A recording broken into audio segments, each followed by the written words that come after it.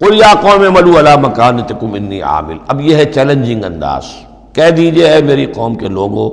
کر لو جو کچھ کر سکتے ہو اپنی جگہ پر، میں بھی کر رہا ہوں جو میرے بس میں ہے۔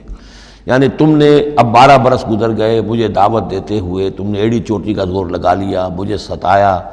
3 سال تک تو مجھے شیب بنی ہاشم میں محصور رکھا ہے، جو بھی سختیاں مجھ پر آئی ہیں میرے ساتھیوں پر آئی ہیں، میرے ساتھیوں کو تم نے ذبح کر دیا، میرے ساتھی کتنے ہیں کہ جو گھر بار چھوڑ کر چلے گئے اور مجبور ہو گئے کہ حبشہ کی طرف ہجرت کریں، تم نے جو کچھ کر لیا اور جو کر سکتے ہو کر لو۔ قل یا قوم اعملوا علی مکانتکم انی عامل، مجھے جو کرنا ہے وہ میں کر رہا ہوں، جو میرا فرض منصبی ہے وہ مجھے ادا کرنا ہے۔